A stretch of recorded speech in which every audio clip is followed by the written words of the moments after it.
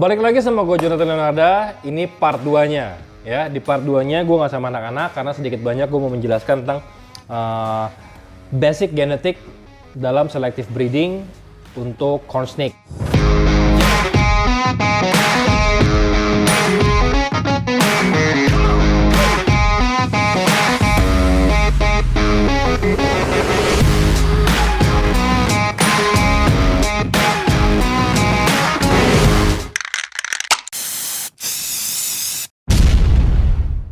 Jadi di depan gue ini semua keluarga-keluarga LAP atau keluarga corn snake. Jadi ada LAP obselota sama LAP cutata. Mereka masih dalam satu keluarga ya, corn snake. Nah, di sini banyak project-project sebenarnya untuk membuat scaleless snakes. Kalau buat yang tahu, scale adalah sisik, scaleless berarti ular yang tidak memiliki sisik. Jadi nggak semua ular itu memiliki sisik. Ada ditemukan pada awalnya ular yang tanpa sisik ditemukan. Nah, melalui perjalanan yang panjang, mereka selective breeding, ternyata mereka itu adalah genetik resesif. Jadi, gua akan membuat satu contoh dulu ya. Ini adalah contoh ular yang scaleless. Nih, gua buka. Ntar gua digigit ya kalau dibuka nih. Ini memang kampret ular-ular ini. Mereka sangat suka menggigit. Nggak usah gue pegang, aku malas. Sebenarnya nggak sakit sih digigit ginian. Tuh. Mereka ini adalah ular scaleless. Jadi tidak ada sisiknya. Nah, ketika nggak ada sisiknya, corak mereka motifnya jadi luar biasa tebel. Kelihatan banget. Nah, kalau di bearded dragon ini silkback. Jadi sisiknya semua hilang. Masih ada piggies nggak sayang? Kita satu dong. Nah, kita coba kasih dia makan ya. Ini projectnya. Nanti gue kasih lihat bagaimana cara bisa membuat ular seperti ini. Nih, coba dulu kita kasih makan. Sepertinya dia lapar. Tapi kemarin udah makan sini. Coba kita kasih lagi.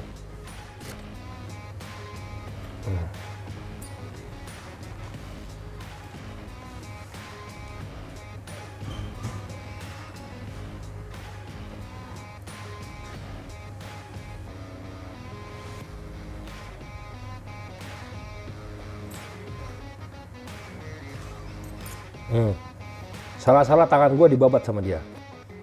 Nah, kalau ini videonya bisa lebih gampang ya. Jadi dia nih scaleless snakes. Dia membawa gen resesif dan scaleless yang di sini kebetulan scaleless head caramel anery. Jadi gen dalam apa namanya corn snake atau dalam reptil itu sangat luas. Begitu juga di ball python. Nah, kebetulan yang di depan kita ini kan apa namanya corn snake. Jadi gue banyak ngebahas tentang corn snake dulu ya.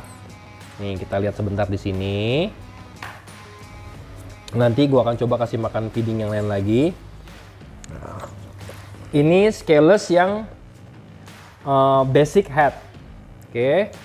Nah, di sini, ntar gue tutup dulu ya yang ini ya, biar dia nggak kabur. Karena kalau kabur repot. Banyak kucing di rumah gua, nanti jadi santap malam yang sangat mahal.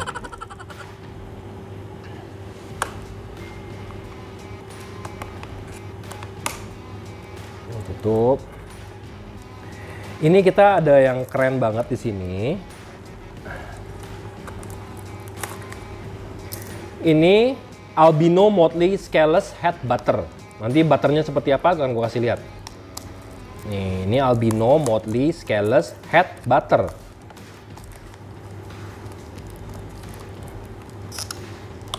Nah, gue buka. Duh. Kalau gue nggak double protect gini, mereka bisa nabrak keluar. Tuh, bagus banget kan warnanya. Jadi ketika scale-nya hilang, warnanya itu jadi naik banget. Jadi solid lah warnanya tuh. Bisa kelihatan banget seperti ini. Ya, ini jadi motley itu corak, jadi kayak bentol-bentol. Nah, dia respon feedingnya bagus banget. Dia lapar. Gue tidak mau ganggu. Gue kasih satu lagi deh tuh, daripada tangan gue digigit.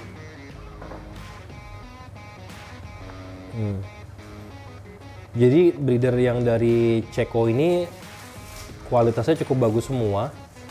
Mereka feeding responnya bagus-bagus semua. tidak mengecewakan.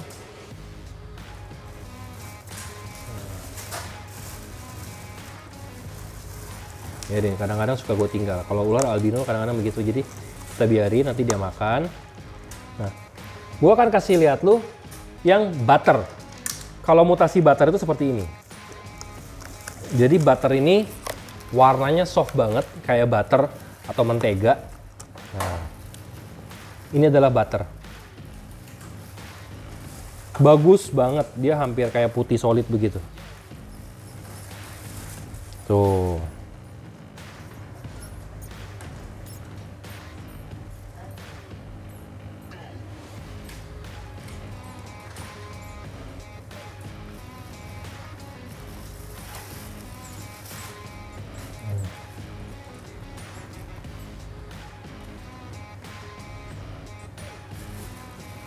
Tutup, nanti dia akan makan.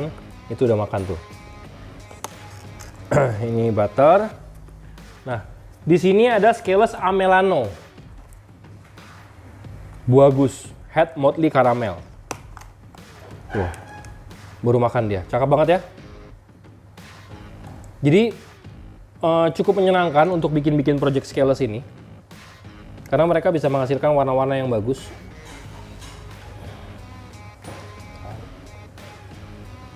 Ada yang nempel, gue mau bersihin.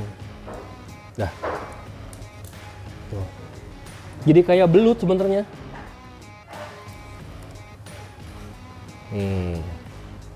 Ya. Scales ini kan harganya mahal. Ya.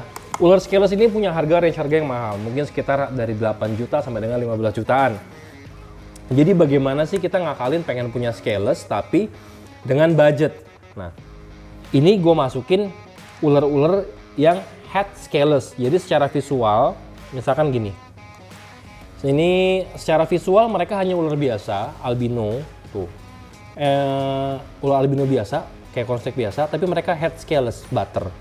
Jadi ketika 2 ekor ular ini kita kawinkan, kita akan mendapatkan Scales butter seperti ini. Sangat berbeda kan? Dari albino biasa seperti ini, bisa jadi kayak gini. Nah, ini versi murahnya.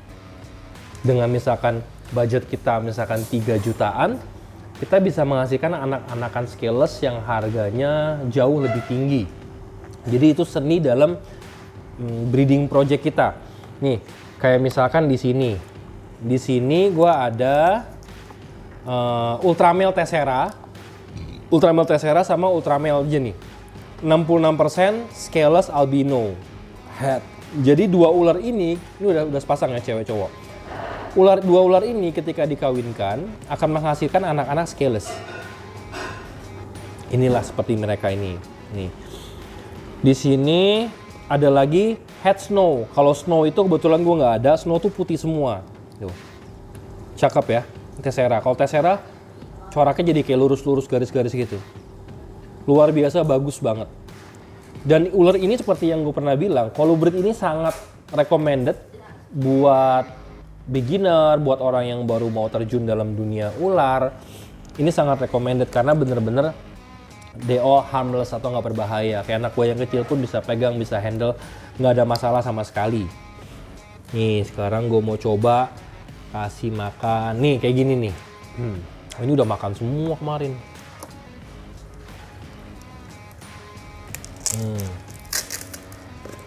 Ini yang salah satu menjadi project Scales Butter Motley. Scales Butter yang tadi ini salah satu yang paling mahal. Bahannya dari sini. Kalau mau lihat nih. Nah, bahannya ya dari ular biasa ini.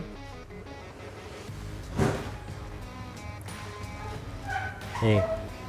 Ular merah biasa ini ketika kita dikawinkan dua sesama mereka, nah, mereka bisa menghasilkan Scales butter. Cuma kalau ular baru sampai gini, kadang-kadang ada yang mau langsung makan, kadang-kadang ada yang gue tutup dulu,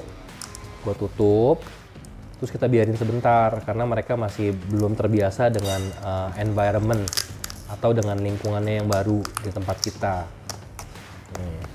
Dan kalau mereka nggak makan, misalkan kita baru datang baby kan, nggak usah panik. Mereka nggak makan, hari ini nggak makan, dibiarin. Kayak kemarin nih yang Amelano, hari pertama gue kasih makan, mereka nggak mau makan. Gue biarin semalaman, udah biarin. Skip 1 hari, baru gue coba lagi. Yang tadi baru gue lempar, tuh nih. Tuh, akhirnya mau kan? Tuh.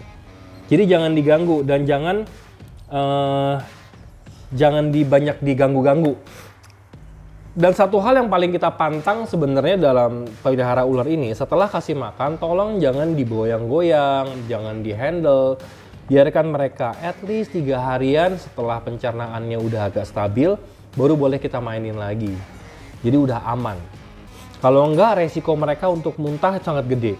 Ketika mereka muntah, yang susah nanti mereka stres. Ketika mereka stres, akhirnya jadi mogok makan beneran, akhirnya stres dan mati. Jadi inilah update gua tentang corn snake semua yang masuk di sini, yang ada di sini. Jadi ini adalah project scaleless. Terima kasih buat semua supportnya. Tunggu lagi sampai berikut next unboxing dan perkembangan breeding project binatang-binatang yang lain. Oke, jangan lupa subscribe, like, comment, share videonya, kasih tahu teman-teman, tolong support terus. Jadi gue juga masih bisa semangat berbagi titik edukasi dalam dunia perbinatangan. Hai. Oke. Terima kasih, sampai ketemu lagi. Salam Dutch Frogers, bye-bye.